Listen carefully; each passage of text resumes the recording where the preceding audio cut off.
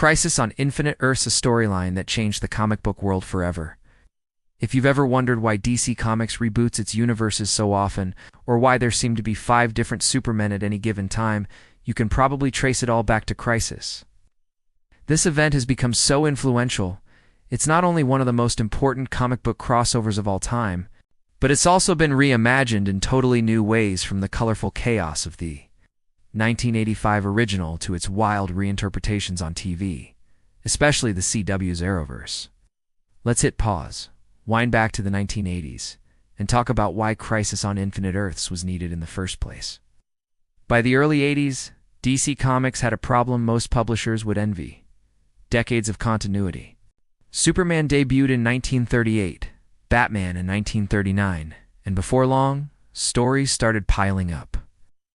Every time a new hero or timeline was created, whether it was Earth 2's Golden Age Justice Society, Earth 1's Silver Age Justice League, or the zany world of Captain Keratin, Other Earth, entered DC's sprawling multiverse. Keeping track of it all was starting to feel like an impossible exam. Enter Crisis on Infinite Earths, the 12-issue limited series created by Marv Wolfman and George Wren from 1985 to 1986. Its mission: streamline DC's continuity, get rid of narrative clutter, and make the universe more welcoming to both longtime readers and total newcomers. Their method: wipe out the multiverse. Literally, the plot is operatic. The cosmic force known as the Monitor gathers heroes and villains from across the multiverse to combat an even deadlier threat: the Anti-Monitor, who's destroying entire universes with antimatter. Major characters including some of DC's biggest icons die dramatically: Supergirl's heartbreaking demise, The Flash's race against fate, and the ultimate merging of all timelines into a single, cohesive universe. The aftermath? Only one Earth survives. Or so it seems. The original 1985 Crisis was bold, packed with big character swings, and illustrated by at its peak. It also left a trail of confusion and mixed results, as everything was simplified, sort of. DC's editorial team immediately started tweaking what really counted afterward. Still, the emotional stakes, epic visuals, and anyone-can-die suspense have made it legendary. Now fast forward to the 21st century, specifically the CW's Arrowverse, a collection of intertwined superhero TV shows: Zero, The Flash, Supergirl, Batwoman, Legends of Tomorrow. In 2019 and 2020, the CW ambitiously adapted Crisis on Infinite Earths into a crossover event spanning 5 shows. How does it stack up against the original? First, the differences are obvious.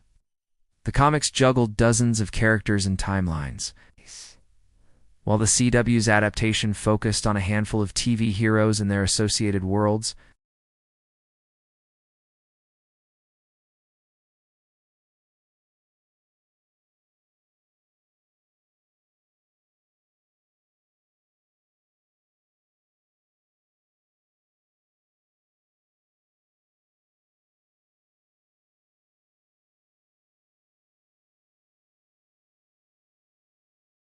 It's the ultimate multiversal mashup.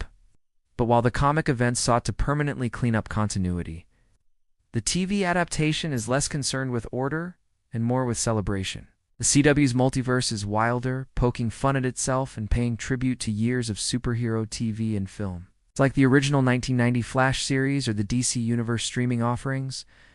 Instead of closing the door on infinite universes, the TV version ends by opening new ones and hinting at more storylines for the next phase. There are smaller, telling details too.